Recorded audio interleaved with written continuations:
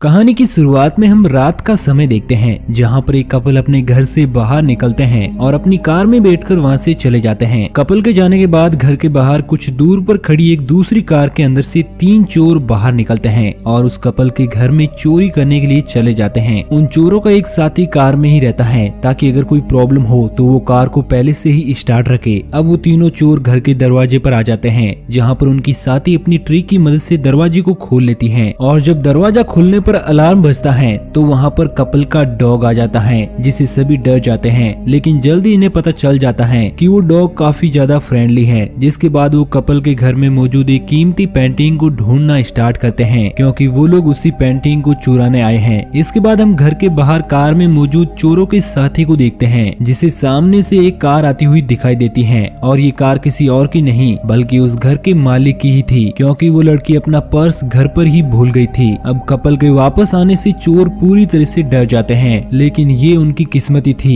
कि जब वो आदमी घर के अंदर से अपनी गर्लफ्रेंड का पर्स लाता है तो वो उन चोरों को नहीं देखता। अब कपल के जाने के बाद चोर भी पेंटिंग चुरा कर वहाँ से निकल जाते हैं। अगले सीन में हम एक शॉप को देखते हैं जहाँ पर एक लेडी कुछ खरीद रही थी। ये शॉप कोई नॉर्मल शॉप नहीं बल्कि पुरानी और कीमती चीजों को खरीदने बेचने की शॉप होती है। अब उस शॉप पर रात में कपल के घर पर पेंटिंग चोरी करने वाले चोरों में से 2 चोर जिनका नाम चैज और लियोन होता है वो भी शॉप पर चुराई गई पेंटिंग को बेचने के लिए आ जाते हैं। शॉप में पहले से ही मौजूद लेडी लियोन और चैज को अजीब तरह से देखती है, जिसके बाद वो शॉप ओनर को अपना ऑर्डर घर पर डिलीवर करने के लिए बोलकर वहाँ से चली जाती है। लेडी के जाने के बाद चैज और लियोन शॉप ओनर को चुराई गई पेंटिंग देते हैं जिसके बदले में शॉप ओनर इन्हें पैसे देता है और साथ ही एक और काम देने की बात करता है। यहाँ पर हमें पता चलता है कि शॉप ओनर भी चोरों से मिला हुआ है और वो ही इन्हें बताता है कि किसके घर पर कौन सी पुरानी और कीमती चीज मौजूद है। अब लियोन शॉप ओनर के ऑफर को मना कर देता है क्योंकि अब वो और चोरी नहीं करना चाहते। इसके बाद लियोन और चैज अपने ठिकाने पर वापस आ जाते हैं जहाँ पर उनके बाकी के 2 साथी विक्स और टॉड भी होते हैं। लियोन अब किसी भी कीमत पर चोरी नहीं करना चाहता, लेकिन लियोन के बाकी 3 साथियों को पैसों की जरूरत होती है, इसलिए सभी लोग मिलकर आखिरी बार चोरी करने का फैसला करते हैं और इस बार भी इन्हें चोरी कहाँ पर करना है वो शॉप ओनर ही बताएगा। अगले दिन ये लोग एक वैन चुरा कर अपने लास्ट मिशन को पूरा करने के लिए निकल पड़ते हैं। इस बार शॉप ओनर ने इन्हें एक हंटिंग नाइफ चुराने का टास्क दिया होता है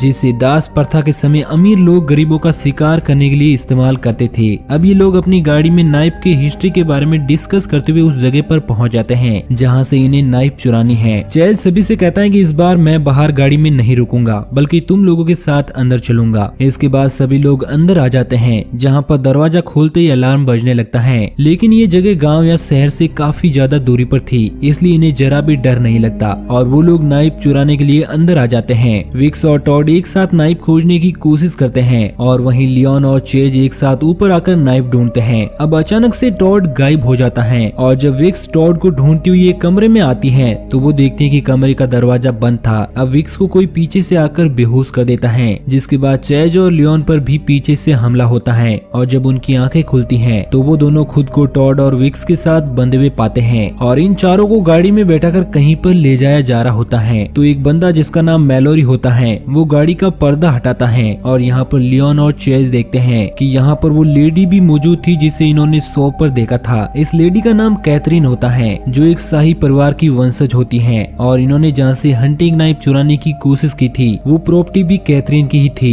इसके बाद कैथरीन के कहने पर मैलोरी लियोन और उसके तीनों साथियों को खींचकर गाड़ी से बाहर फेंक देता है और उनके ऊपर एक अजीब सा लिक्विड भी डालता है। दरअसल कैथरीन लियोन और उसके दोस्तों को जिस जगह पर लाई होती है वहाँ से दूर दूर तक कैथरीन के ही खेत और प्रॉपर्टी होती है और अब कैथरीन अपने पूर्वजों के रिचुअल को फॉलो करते हुए हंटिंग नाइफ से लियोन और उसके दोस्तों का शिकार करेगी। अब मैलोरी ने सभी के ऊपर लिक्विड इसलिए डाला होता है ताकि कैथरीन के डॉग लिक्विड की स्मेल से इनका पता लगा सके। इसके बाद कैथरीन लियोन और उसके दोस्तों को छोड़कर मैलोरी के साथ वहाँ से चली जाती है। कैथरीन के जाने के बाद लियोन भी अपने दोस्तों के साथ वहाँ से निकलने का रास्ता ढूंढने लगता है, लेकिन इन्हें कुछ भी समझ नहीं आ रहा था कि इन्हें किस तरफ जाना चाहिए क्योंकि दूर दूर तक सिर्फ खेत और जंगल ही नजर आ रहे थे। अब ये लोग किसी तरह आगे बढ़ ही रहे होते हैं कि तभी इन्हें हॉर्न बजने की आवाज आती है और ये देखते हैं कि कैथरीन अपने फैमिली मेंबर्स और शिकारी कुत्तों के साथ इनका शिकार करने के लिए आगे बढ़ रही है। कैथरीन को अपनी तरफ आता देखकर सभी लोग पूरी तरह से डर जाते हैं और भागते हुए रास्ते में पड़ने वाली एक छोटी सी नहर को पार करके दूसरी तरफ जाने की कोशिश करने लगते हैं। अब क्योंकि टॉड को तैरना नहीं आता था तो लियोन उसकी मदद करता है और वो सभी लोग नहर के उस पार आ जाते हैं। लियोन और उसके साथियों को उस पार देखकर कैथरीन और उसके फैमिली मेंबर बहुत खुश होते हैं क्योंकि इंसानों का शिकार करने में उन्हें बहुत मजा आ रहा था और वो वापस लौट जाते हैं। इसके बाद लियोन अपने दोस्तों के साथ आगे बढ़ने लगता है और अब इन्हें समझ आ गया था कि शॉप ओनर ने पैसों के लिए इन्हें धोखा दिया है क्योंकि वो पहले से ही कैथरीन से मिला हुआ है। अब ये लोग अपने पास एक एक लकड़ी का टुकड़ा रख लेते हैं और लंबी लंबी घासों के बीच से आगे बढ़ते हैं। अब टॉड जब गुस्से में अपनी लकड़ी से घास पर मारता है तो उसे वहाँ पर जंगली जानवरों को पकड़ने वाला ट्रैप मिलता है जो यहाँ पर जंगली जानवरों को नहीं बल्कि इन्हें पकड़ने के लिए लगाया गया था। यानी कि यहाँ पर चारों तरफ खतरनाक ट्रैप लगे हुए हैं, इसलिए इन्हें बड़ी ही सावधानी से आगे बढ़ना होगा।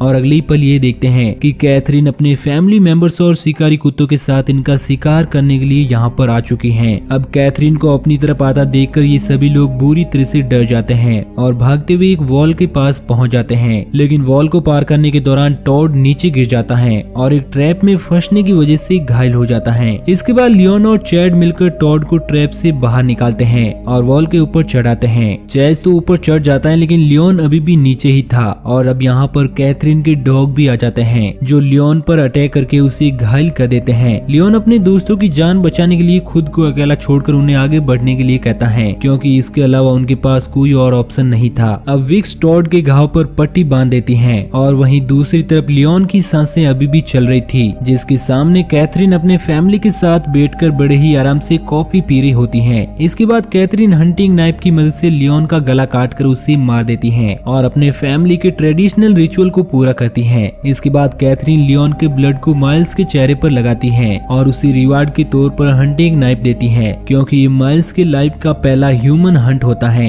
इसके बाद हम चैज और उसके साथियों को देखते हैं जो खेतों को पार करके एक कच्चे रास्ते पर पहुंच जाते हैं कि तभी गाड़ी से इन्हें कोई अपनी तरफ आता हुआ दिखाई देता है। ये कोई और नहीं बल्कि कैथरीन का नौकर मेलोरी होता है। मेलोरी को अपनी तरफ आता देखकर विक्स रास्ते पर बेहोश होने का नाटक करने लगती है। विक्स को देखकर मेलोरी गाड़ी रोक देता है और इसके बारे में कैथरीन को बताता है। लेकिन जब वो विक्स के पास जाता है तो चैज और टॉड पीछे से आकर मेलोरी पर अटैक कर देते हैं और उसे बुरी तरह से मारते हैं। इसके बाद टॉड और चैज मेलोरी की गाड़ी स्टार्ट करने की कोशिश करते हैं ताकि वो लोग वहाँ से निकल सके, लेकिन गाड़ी की चाबी अभी भी मेलोरी के पास ही थी। और अब कैथरीन भी शिकारी कुत्तों और अपने फैमिली मेंबर के साथ इनका शिकार करने के लिए आगे बढ़ रही होती है, इसलिए सभी लोग बुरी तरह से डर जाते हैं और वहाँ से भागकर दूर आ जाते हैं। अब टॉड अकेले एक तरफ और विक्स और चैज साथ में दूसरी तरफ जाने का फैसला करते हैं क्योंकि टॉड को लग रहा था कि कैथरीन के डॉग उसके ब्लड का स्मेल करके उनका पता लगा रहे हैं। अब विक्स और चैज कैथरीन के फार्म पर आ जाते हैं जो कि पूरी तरह से बंद था। यहाँ पर विक्स अपने ट्री की मदद से फार्म का दरवाजा खोल लेती है और वहीं दूसरी तरफ टॉड रास्ते में अपने घाव को पानी से साफ करता है और आगे के सफर पर निकल पड़ता है। कैथरीन जब इनका पीछा करते हुए वहाँ पर पहुँचती है तो उसे पता चल जाता है कि वो लोग दो टुकड़ी में बंट गए हैं, इसलिए शिकारी भी उन्हें अलग अलग ढूंढने लगते हैं। इसके बाद हम चैज और विक्स को देखते हैं जिन्हें फार्म पर पेट भरने के लिए खाना मिल जाता है। अगले सीन में हम मेलोरी को देखते हैं जो जब वॉशरूम जाने के लिए अपनी गाड़ी को रोककर बाहर निकलता है तो इस मौके का फायदा उठाकर वहाँ पर छिपा टॉड गाड़ी में से वॉकी टॉकी चुरा लेता है और अब मेलोरी भी वापस आ जाता है जो अपनी गाड़ी में बैठकर वहाँ से निकल जाता है। अब फार्म पर कैथरीन के दो फैमिली मेंबर यूगो और माइल्स आ जाते हैं जिन्हें पता चल जाता है कि फार्म पर कोई पहले से ही मौजूद है और जब माइल्स अपने डॉग की मदद से विक्स और चैज को ढूंढने की कोशिश करता है तो विक्स वहाँ पर एक स्प्रे मार देती है जिससे डॉग कंफ्यूज हो जाता है और वहाँ से चला जाता है। अब यहाँ पर टॉड भी छिपते छिपते आ गया था। माइल्स और यूगो से बचने के लिए चैज ओवन में एक मेटल रख देता है और साथ ही गैस भी खोल देता है। इसके बाद विक्स और चैज स्टोर रूम में छिप जाते हैं और जब माइल्स अंदर आने की कोशिश करता है कि तभी ओवन ब्लास्ट हो जाता है जिससे माइल्स दूर जाकर गिरता है और काफी ज्यादा घायल भी हो जाता है। इसके बाद विक्स चैज और टॉड के साथ वहाँ से निकल जाती है और यूगो भी गुस्से में अपनी गन लेकर इन्हें ढूंढने के लिए निकल पड़ता है। रास्ते में टॉड के पास मौजूद वॉकी टॉकी की मदद से कैथरीन इनसे बात करती है जो इन्हें बताती है कि ये लोग अपनी गलती की सजा भुगत रहे हैं क्योंकि ये लोग कैथरीन के घर में हंटिंग नाइफ चुराने के लिए गए थे, लेकिन ये तो सिर्फ एक बहाना था। असल वजह तो वॉकी टॉकी की मदद से इनकी लोकेशन का पता लगाना था। इसके बाद चैज एक पेड़ पर चढ़कर ये देखने की कोशिश करता है कि इन्हें किस तरफ जाना चाहिए कि तभी वहाँ पर हंटर आने लगते हैं। हंटर को अपनी तरफ आता देखकर ये लोग जंगल के अंदर चले जाते हैं जहाँ पर टॉड विक्स और चैज को खुद से अलग रहने के लिए कहता है क्योंकि घायल होने की वजह से वो उनके लिए मुसीबत बन सकता था। इसके बाद विक्स और चैज साथ में वहाँ से दूसरी तरफ निकल जाते हैं और टॉड अकेले ही अपनी मंजिल ढूंढने का डिसाइड करता है। लेकिन कुछ ही समय बाद वो यूगो के द्वारा पकड़ा जाता है। इसके बाद यूगो और टॉड के बीच में एक खतरनाक फाइट होना शुरू हो जाती है। फाइट के दौरान यूगो टॉड के पेट में हंटिंग नाइफ से अटैक करता है,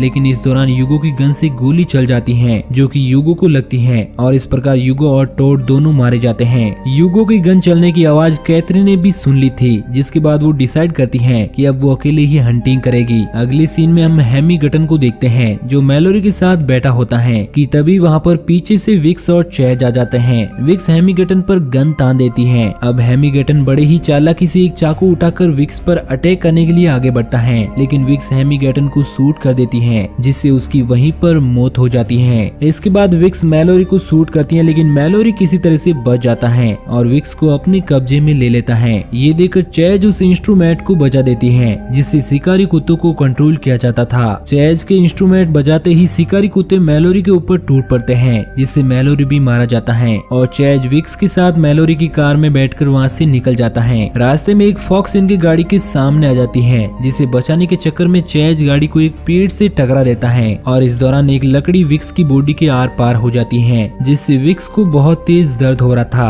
अब विक्स के बचने की कोई उम्मीद नहीं थी, इसलिए वो चैज को खुद को छोड़कर आगे बढ़ने के लिए कहती है। चैज विक्स को छोड़कर जाना नहीं चाहता, लेकिन इसके अलावा उसके पास कोई और रास्ता नहीं होता है, इसलिए वो विक्स को छोड़कर आगे बढ़ जाता है और इस प्रकार विक्स भी मारी जाती है। अब चैज एक बार में पहुंचता है जहां पर मौजूद सभी लोग चैज से बड़े ही प्यार से बात कर रहे थे, लेकिन कुछ समय बाद जब वो ध्यान देता है कि इस बार में सभी मौजूद चीजें इस तरफ इशारा कर रही हैं कि वो लोग कैथरीन से मिले हुए हैं और ह्यूमन हंटिंग को सपोर्ट करते हैं, तो वो पूरी तरह से डर जाता है और वो भागते हुए बार से बाहर आता है, जहाँ पर उसे पुलिस ऑफिसर मिलते हैं जो उसे अपने साथ ले जाते हैं क्योंकि चैज के कपड़ों पर ब्लड का निशान होता है। चैज को लग रहा था कि अब वो कैथरीन से बच गया है, लेकिन पुलिस ऑफिसर चैज को पुलिस स्टेशन के बजाय कैथरीन के पास ले जाते हैं क्योंकि वो भी कैथरीन से मिले हुए थे। कैथरीन चैज को बताती है कि उसे बहुत खुशी है कि चैज सरवाइव कर पाया, जिसके बदले रिचुअल के अनुसार वो चैज को ढेर सारा पैसा ऑफर करती है। अब चैज उन पैसों को लेने और कैथरीन की बात मानने के अलावा और कुछ नहीं कर सकता था क्योंकि पुलिस ऑफिसर भी कैथरीन से मिले हुए थे। कैथरीन की बात मानकर चैज वहाँ से निकल जाता है। अगली सीन में हम उस शॉप ओनर को देखते हैं जिसने चैज और उसके दोस्तों को कैथरीन के जाल में फंसाया था। चैज भी शॉप ओनर को एक हंटिंग नाइफ गिफ्ट करता है और अगले ही पल वहाँ पर पुलिस भी आ जाती है, यानी कि शॉप ओनर भी पकड़ा जाता है और इस प्रकार चैज ने बड़े ही चालाकी से शॉप ओनर से अपना बदला ले लिया और इसी के साथ ये मूवी यहीं पर एंड हो जाती है। तो दोस्तों आपको ये कहानी कैसी लगी नीचे कमेंट करके जरूर बताना और इसी तरह की कहानियों के डेली डोज के लिए हमारे चैनल को सब्सक्राइब जरूर करना।